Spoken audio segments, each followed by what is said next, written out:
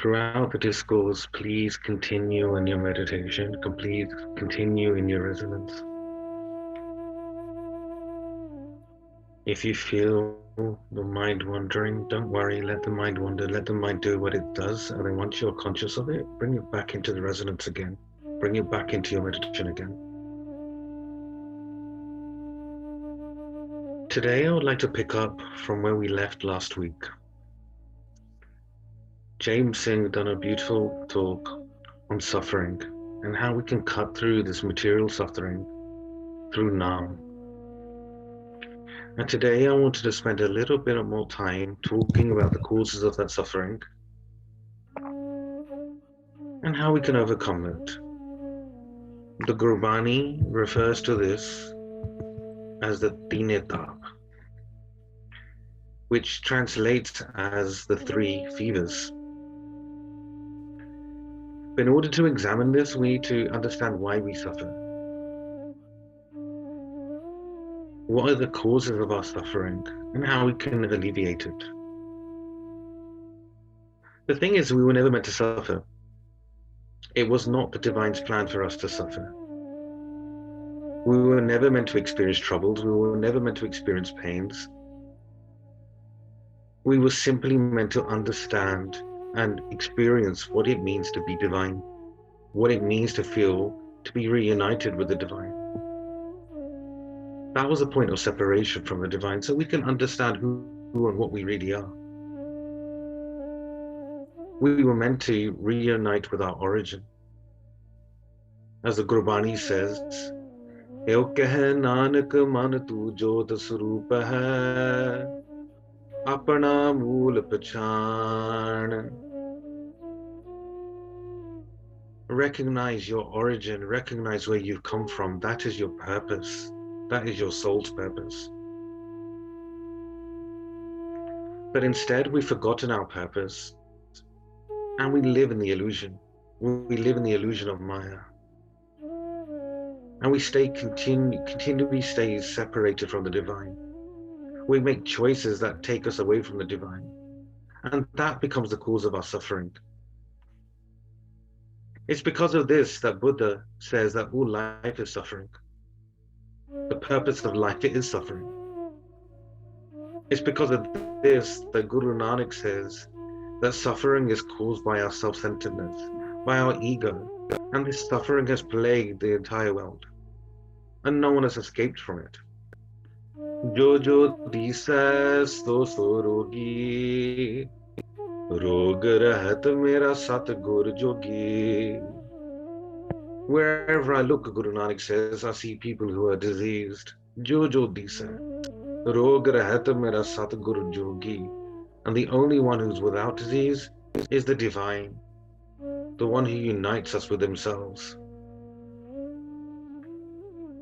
Totally engulfed by this Maya existence, by this physical existence, we're then subjected to these countless pains. Life is really hard. Life is tough.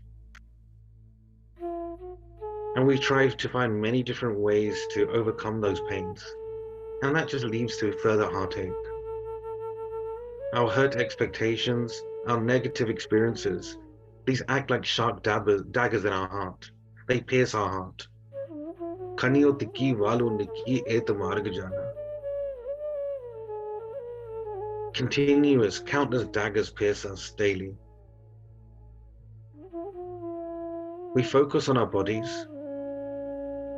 We experience these highs and lows. This is the chronic disease of Maya.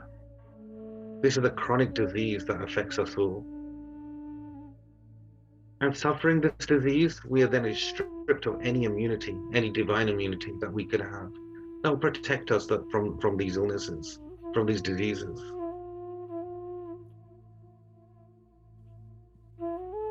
The root cause of all our pain, the root cause of all our suffering is the separation from the divine. And it's our attachment to the illusion, the attachment to Maya.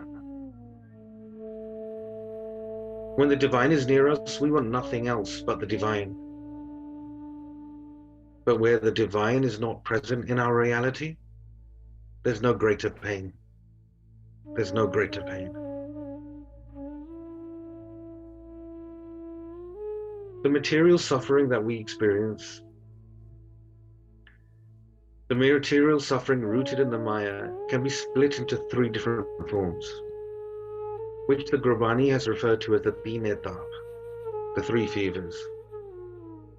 Traudarsi Teen Etap Sansar. The world is in fever with these three qualities. And it's these continued sufferings that keep us drowned in this existence and prevent us from rising in our consciousness. What are these three fevers? These are known as the Adi, Vyadi, and Upadi. Adi is the first fever, and that is the fever that arises from within us. The fever of the mind, the stress and mental illnesses that we have. The Vyadi is the fever that arises from this physical body. And thirdly, the Upadi. This is the fever that arises, the temperatures that arise from our doubts and our delusions, our confusion. Anyone living in this world is not free from the Adi, Vyadi, or Upadi. At different points in our life, we'll experience any forms of the Adi, Vyadi, or Upadi, depending on what form of Maya consumes us more, i.e. the Rajo, Tamo, Sato guns. If we have time, we'll explore this a bit more. But depending what's more dominant in us, whether we have more of a lazy existence, whether we have an existence of craving, or whether we have an existence of spirituality, where the ego still affects us, we will experience the Adi, Vyadi, and Upadi in various different degrees, and no one's free from this. As Satguruji says, Mitra Pulatra Kalatra Sur Rid Teen Tap Jalant. Our friends, our children, everyone we see are burning with these three fevers. We are not alone. If we look around, every single home, every single house, meaning every single body, is burning with the same fire of Maya. Our friends, our families, everyone is burning in this same Maya. So let us explore this further. The first is the Adi, the fever of the inside, the mind.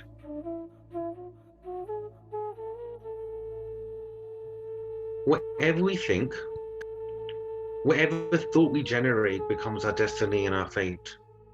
We've heard that thought is creative. Our mind is covered by whatever we cover it with. Whatever thought blanket we cover it with becomes its reality. What we focus on becomes us. Jaisa seva, taisa hoye.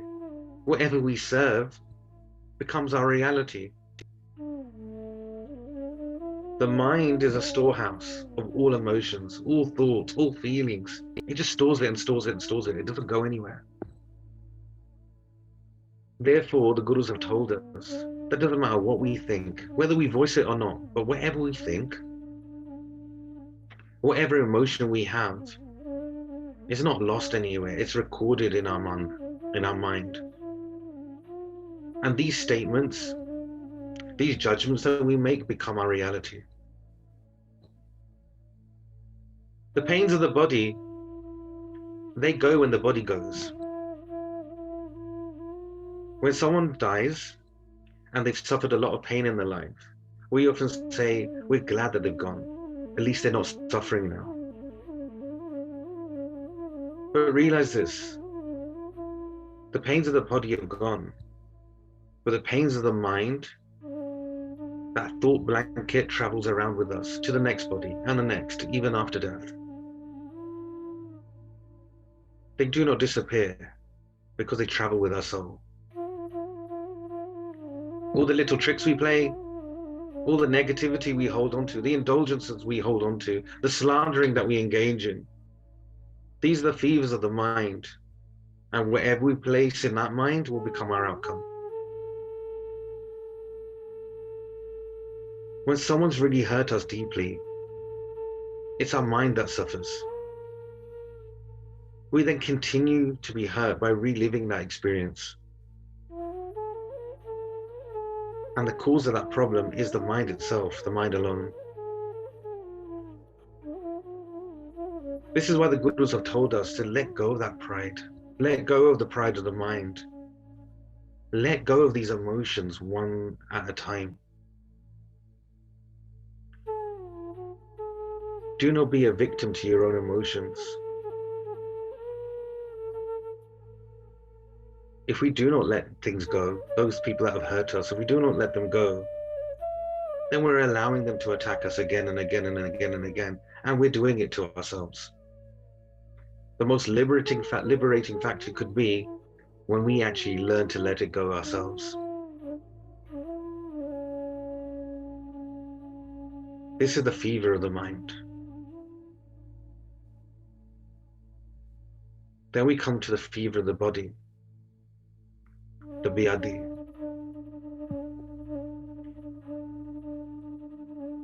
You see, as long as there's birth, there is pain. The physical body, by default, will attract all sorts of pains and suffering. Destined to die, we come into this world. And unless we can move beyond this physical existence, this physical plane, we will continue in this cycle of births and deaths. Maran lekhaye mandal mein aaye. Before we've even come into this world, that death date's written. Let's look at our lives, for example. Our life is full of change. From birth to youth, from youth to the middle age, from middle age to disease, and then that disease to death. And in each stage, we're taught a load of lies. When we're born, we're paraded around like we belong to someone. Our mother and father carry us around and say, this is my son, this is my daughter. That's the first lie. We don't belong to anyone but the divine.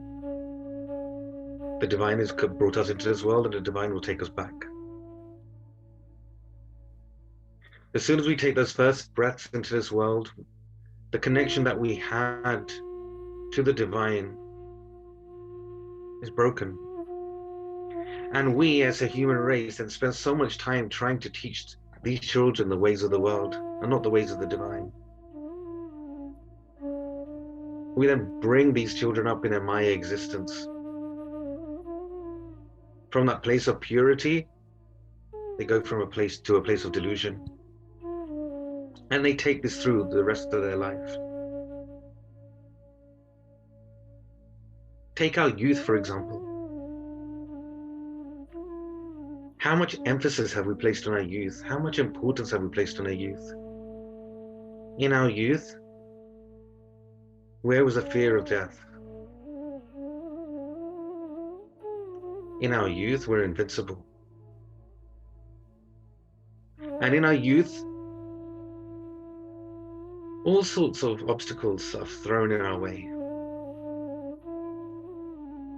The need to study hard, the need to work hard, the need to accumulate as much wealth as we can, the need to then get in our houses, our cars, the need to invest. We keep ourselves so busy in this rat race, hoping for a better life. We don't realize this is a false economy. Then we're totally plundered by our sense organs. We run around in madness trying to satisfy the senses, the desires of our body, the urges of our body. How much are we plagued by our frustrations and our angers? know this. The spiritualists have told us that in just one action, in one fit of anger, we can lose any bit of awareness we've developed in the divine, just in one argument. Anything that we developed can just be burnt away in a second.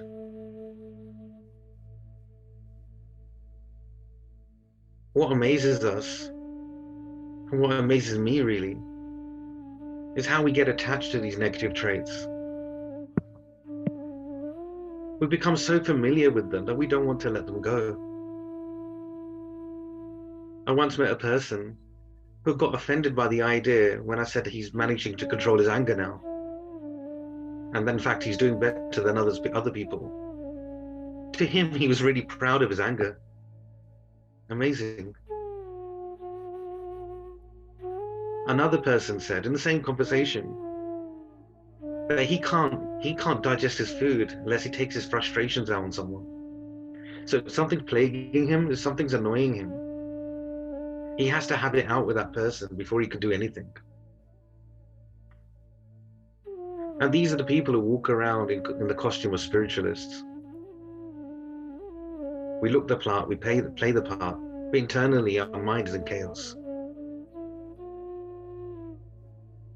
These are the frustrations, these are the fevers of the mind that we take around with us. And until we're conscious of these things, we won't do anything about it. We're but one, and these are many attacking us, and we're not conscious of this. But to the spiritualists, the needs of the body are like a dog that continuously barks and barks and barks and barks, and this is the pain it cannot endure. These are the pain, that barking pain that it cannot stand. So we have a bit of a predicament here. We have a bit of a problem. The greater effort we put into this world, the greater effort we put into satisfying this body and its transitory pleasures, the greater the pain we will experience. We've all seen the moth who's so attached to that flame and doesn't realize that that very flame was going to burn it. That flame that it's craved is going to destroy its body.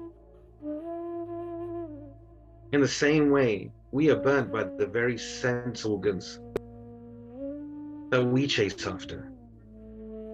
These are the causes of our pain. Baba Jaswant Singh Ji would also say, have you ever noticed how a spider creates its web and then gets trapped in it? We live in a fabricated existence, and this becomes the source and the cause of our pain. And in doing so, we totally forget our purpose in this world. And then we run out of time.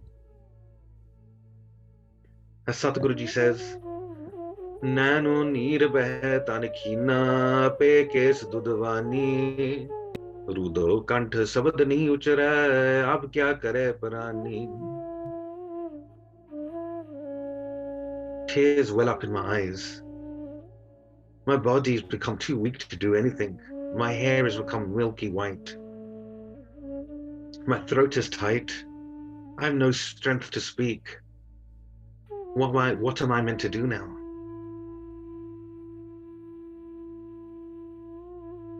In old age or in illness,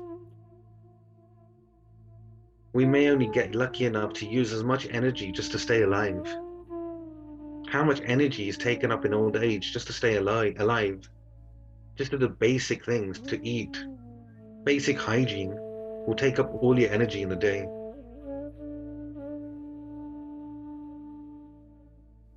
This is why the divine has actually called old age a disease in itself.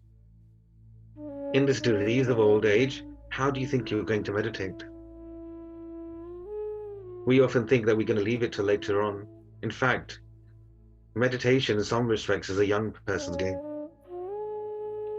Remembering the divine is a young person's game, because without their health, without those basic needs, we won't be able to put our attention on the divine.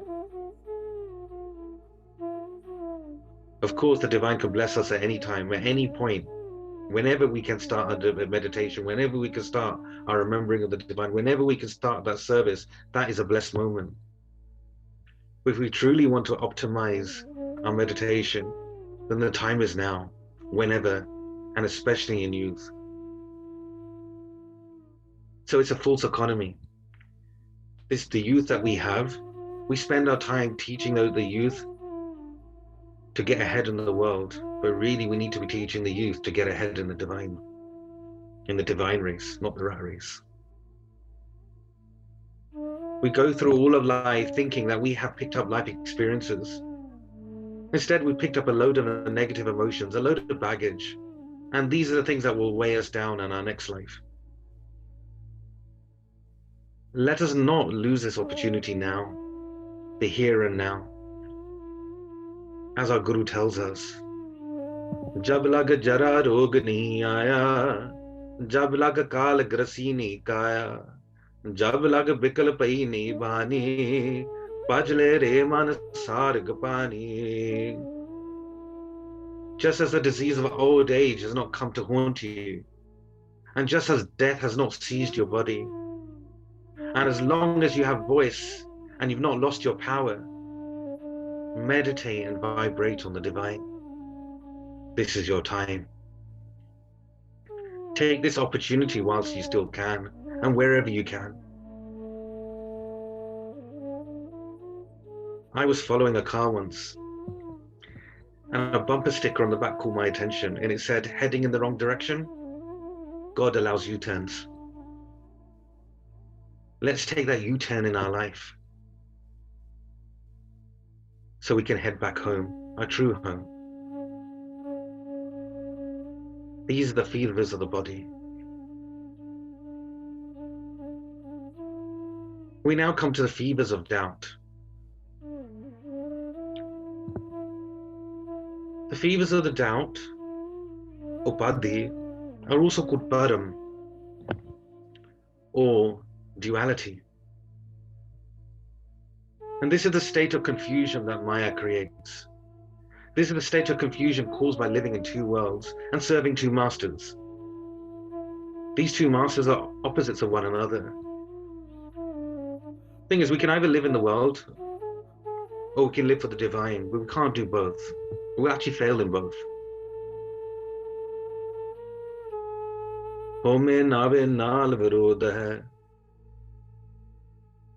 Our ego is the exact opposite of our divine experience. So only the ego can live, or the divine will live. There isn't a space for both. The spiritualists explain you can't fit two swords in one sheath. In the same way, we either live for the divine or we live for the world, but we can't do both. The upadhi are the pains caused by these negative experiences that we have, the negative people we meet, the society we keep. And this creates this doubt, this mental delusion. In the upadhi, whatever we think is real is in fact false. And because of this, we're so afraid of treading the path, because we're treading on something that we just completely know nothing of. We so believe that everything that's false is real, that if we give ourselves a different opinion, we can't accept it. Madhave kya kahiye param aisa, jaisa maniye hoye na taisa. What can I say about my doubts? What I thought was real is not. So how do I have the courage to actually even tread on this path?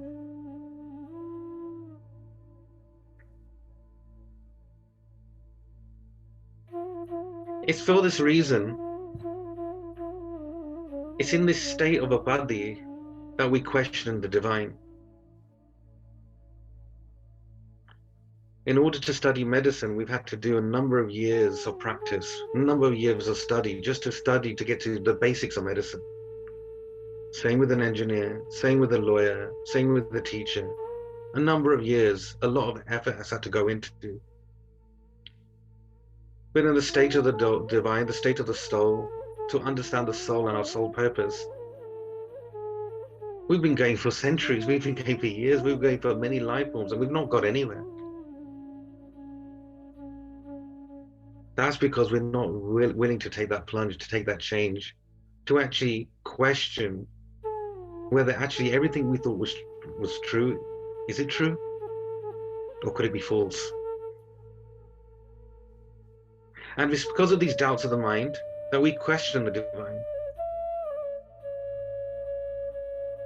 We look into this world for the divine. We look at creation for the divine. Some run to the caves, some run to the forests. Some look at nature around them and worship wherever they see. Others do not worship at all. In their confusion, they cannot accept that something else, some other energy supports the universe. They only rely on their limited human experience. But do they ever question that they're still not happy? We made universities for our knowledge. We made hospitals to cure our physical needs. But our mental needs, our soul needs are still a mystery. And if we haven't in all these centuries been able to find a cure for it, then really we must understand it doesn't exist in this world. We have to look beyond. And to these people that question, even if the divine manifested right in front of them, even if the divine introduced themselves and said, I'm the divine, they will create 100 arguments to dismiss their experience. Because this is what Maya does, it creates these doubts. The divine is not a theory. The divine is a reality. It's the constant in the universe, this one vibration and energy that binds us all together. Don't be in doubt. Don't be in doubt.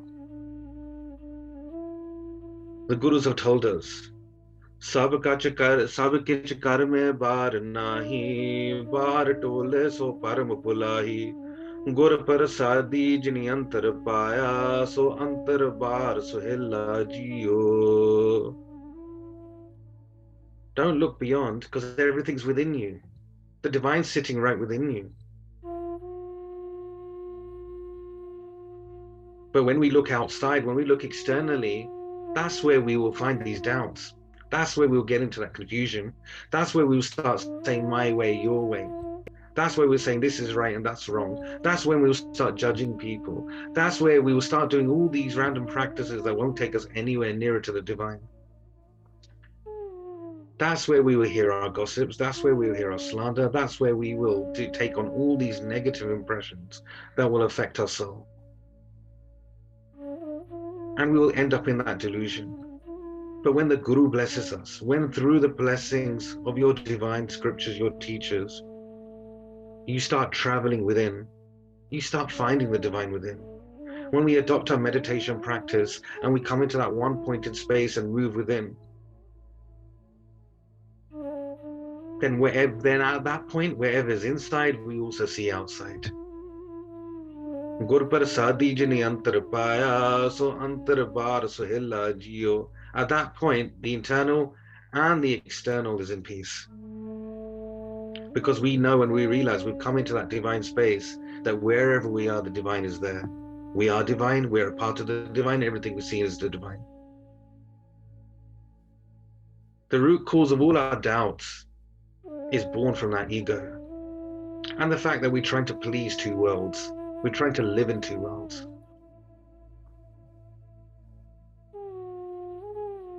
Firstly, this doubt, this ignorance, this duality actually takes away any of our spiritual intelligence. And then we respond to these doubts, this delusion, with even more doubts. We'll create even more questions. How many times have we stopped ourselves from actually going into a spiritual practice? We start questioning it before actually doing it. Sometimes you just got to take the plunge. For Sikhs, the countless questions that we have, people will say, ask many different questions about should they take initiation, called Amrit, when they should take Amrit, what do they need to do to take Amrit, can I do this? Can I do that? Can I do this? And they'll make 101 reasons about why they can't do it. Or they will go in this decision-making thing. They will go into this spiral of one doubt after the other, after the other, after the other. And in the end, all they're doing is pushing that experience away.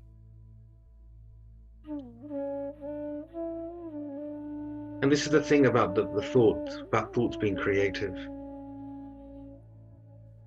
As soon as we shut the door to any idea of the divine, you've created, you've erected that barrier, you've let Maya win. If we ask for the divine, for the gift of Naam, if we ask the divine to be present with them, then when the opportunity comes to worship them, we close that door. Other things seem to take more priority. And then those opportunities very rarely come back again, because that's the decision that we've taken, the decision we've made.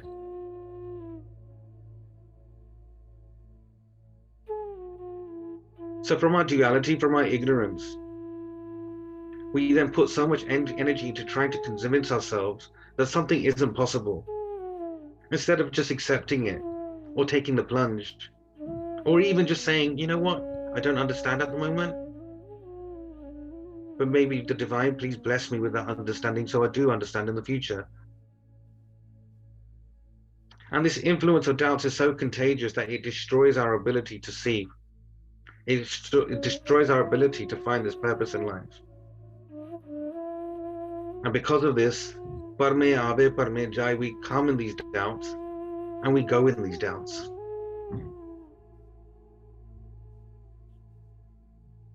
I narrated this story just not too long ago. But there was an astronaut and a brain surgeon having a conversation with each other. And the astronaut turned to the brain surgeon and said, I've studied the expanse of space. I've been in a shuttle. I've been into space. I've looked around everywhere. And to this day, I've never found any evidence of the divine, of God. I've not found God. I've not seen God.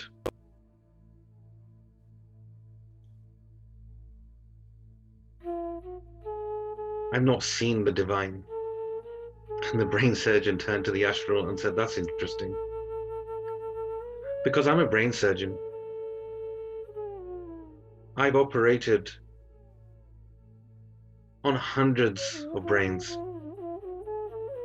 I've cured many different diseases, but I've opened up many different brains. And to this day, I've not once seen a thought. I've not once seen a thought. And like I said, if the divine comes in front of people with doubts, even then we'll create 101 different reasons about why they can't be the divine, or why it can't be what we're experiencing. If we experience a divine moment, we'll convince ourselves it's something else. It is why when we do have spiritual experiences, the spiritualists advise actually keep it to yourself. Don't say it to anybody else, because it's for you to savor. And the moment you say that experience to someone else will get into that place of doubt. Because if the divine doesn't reveal themselves in the way that you've experienced it, they will go into doubt. But it's for you to savor within yourself.